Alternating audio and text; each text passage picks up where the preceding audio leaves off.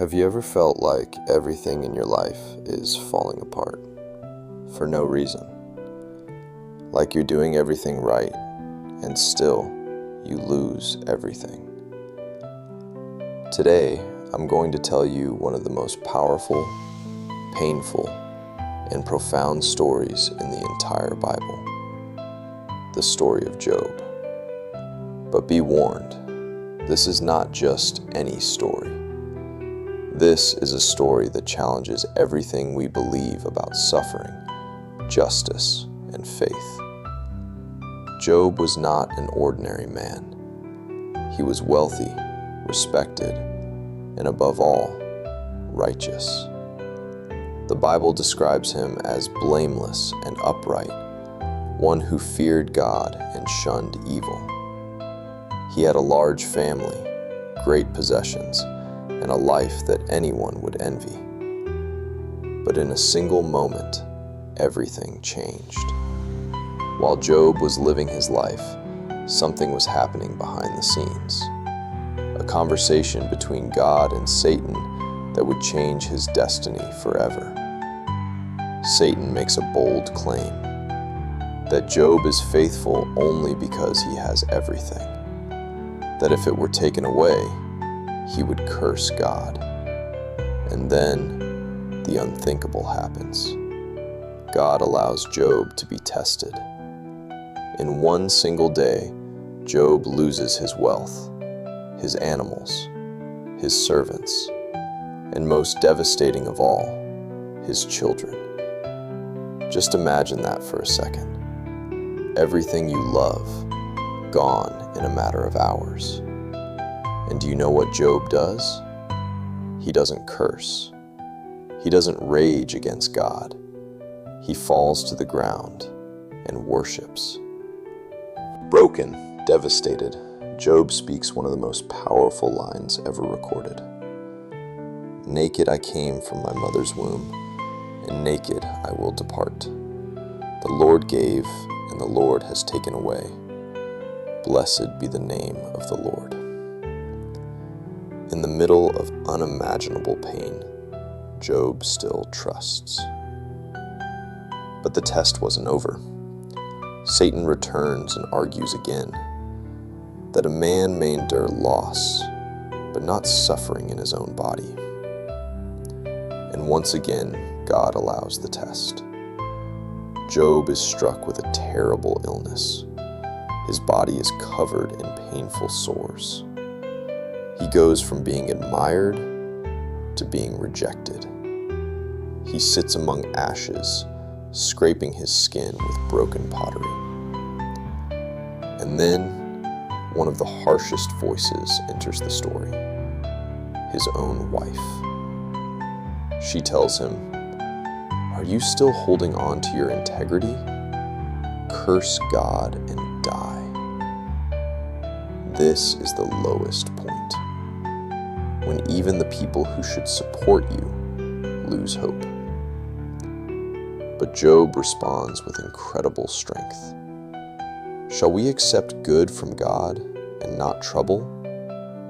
And once again, he does not sin with his lips. 3 friends come to comfort him: Eliphaz, Bildad, and Zophar. When they see him, they are shocked. They barely recognize him. They sit with him for 7 days in silence. Sometimes, silence speaks louder than words. But when they finally speak, everything changes. Instead of comforting him, they begin to accuse him.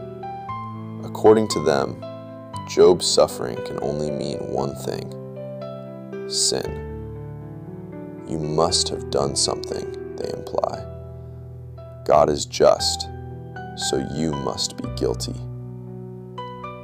And this is where the story becomes deeply human. Because Job knows he has done nothing to deserve this. And he begins to question. He does not lose his faith, but he expresses his pain. He cries out. He laments. he asks the question we've all asked at some point. Why? Why do bad things happen to good people? Job breaks his silence with a heartbreaking lament. He curses the day he was born, not because he hates life, but because the pain is overwhelming. He says he would rather not have existed than suffer like this. His words are raw, honest, human.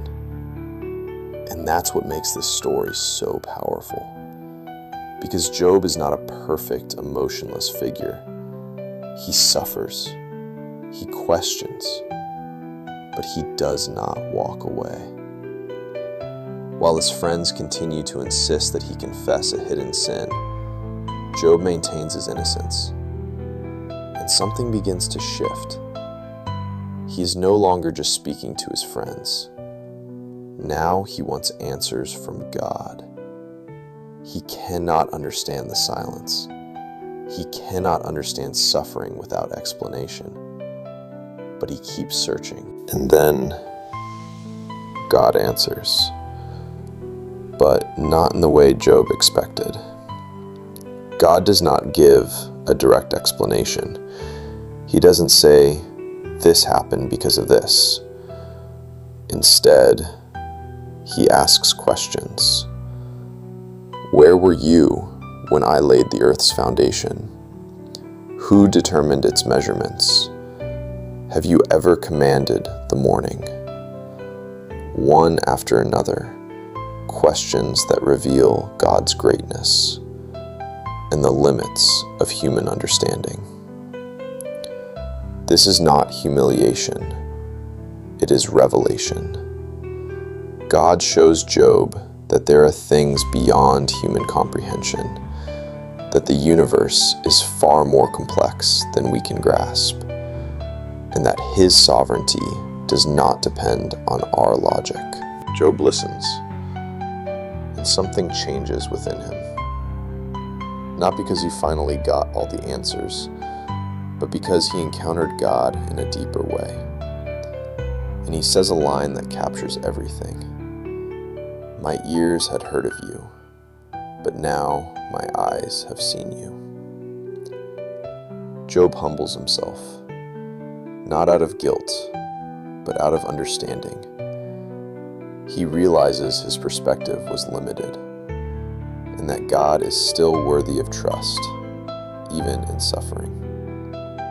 God rebukes Job's friends because they spoke without true understanding, and he asks Job to pray for them.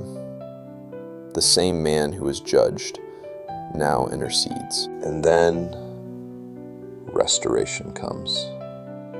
God restores everything Job had lost, and even more. He has a family again, prosperity, and a long life. But the true ending is not about material blessings. It's about transformation.